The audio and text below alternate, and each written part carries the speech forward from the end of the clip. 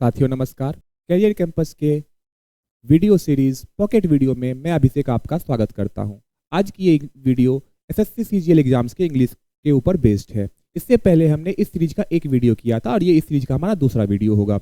इस सीरीज का जो पहला क्वेश्चन है हमारा, वो हमारे पास ये है कि हमें इंट्रांसिजेंट वर्ड का साइनो बताना है। इंट्रांसिजेंट, तो ये जो इंट्रांसिजेंट वर्ड है, इंट्रांसिजेंट का जो हिंदी होता है वो होता है जिद्दी।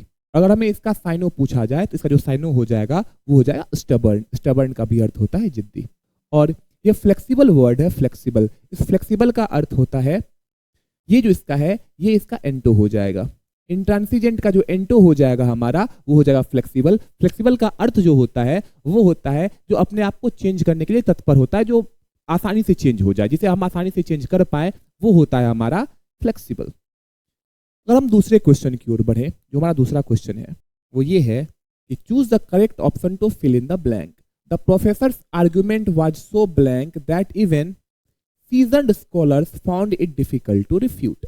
मतलब ये कि जो हमारे प्रोफेसर का जो आर्ग्यूमेंट था वो इतना अच्छा था कि जो सीजन्ड स्कॉलर थे वो भी इसे काट नहीं पा रहे थे, उसको मना नहीं कर पा रहे थे। तो इस यहाँ पे जो हमारे पास ऑप्शन है वो है ल्यूसिड और कॉन्जेंट। मतलब इतना अच्छा था, यहाँ पे अच्छा जो है उसका हमको वर्ड ढूंढना है।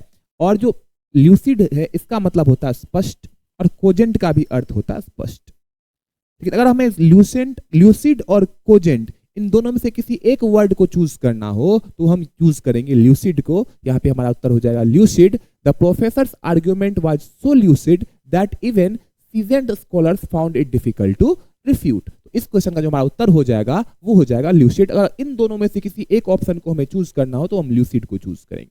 जो हमारा अगला क्वेश्चन है वो ये है कि identify the part of the sentence which contains an error. No sooner had the train, यहाँ पे अराइव्ड है, ये यहाँ पे डी लगा हुआ है, ये अराइव्ड है।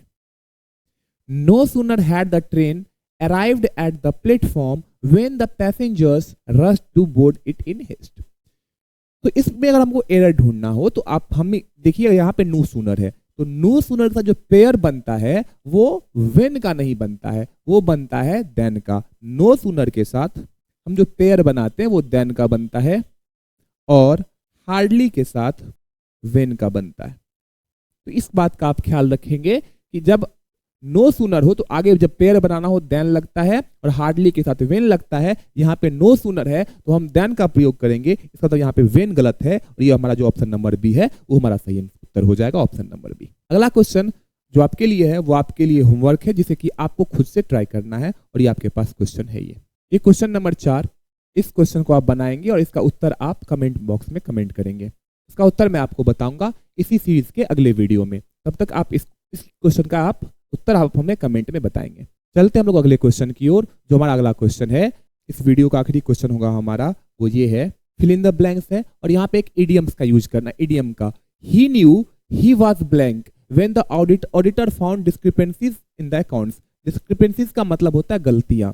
तो आपको इसमें जो बताना है कि वो अगर कोई ऑडिटर गलतियां पकड़ लेगा अकाउंट में तो क्या करेगा, तो आदमी को क्या वो आ जाएगा प्रॉब्लम में, वो प्रॉब्लम में फंस जाएगा। तो ये 4 ऑप्शन है आपके पास। इस ऑप्शन में आपको ये बताना है कि कौन यहाँ पे कौन सा आएगा जिसका अर्थ, यहाँ पे कौन सा इडियम आएगा जिसका अर्थ होता है प्रॉब्लम में फंस जाना। आप इन द पिंक का बात करें और इन द पिंक को हम देखें तो इन द पिंक का जो अर्थ होता है वो होता है in good health. In the pink का मतलब होता है इन गुड हेल्थ। अगर अ डार्क हॉर्स का बात करें, अ डार्क हॉर्स का मतलब होता है अनएक्सपेक्टेड विनर। और अगर हम ऑन क्लाउड 9 का बात करें, इसका मतलब होता है एक्सट्रीमली हैप्पी। और इन हॉट वाटर का मतलब होता है to get in the trouble, परेशानी में पड़ जाना। तो इस क्वेश्चन का जो हमारा उत्तर हो जाएगा वो हो जाएगा in hot water. In hot water जिसका की अर्थ होता है to get in the trouble. तो ये हमारा इस सीरीज का आखिरी क्वेश्चन था। तो उम्मीद है कि आपको ये वीडियो पसंद आई होगी, और जो क्वेश्चन मैंने आपको होमवर्क के लिए दिया है उसका आप उत्तर कमेंट बॉक्स में कमेंट कर सकते हैं। मिलते हैं अगले वीडियो में, तब तक के लिए धन्यवाद।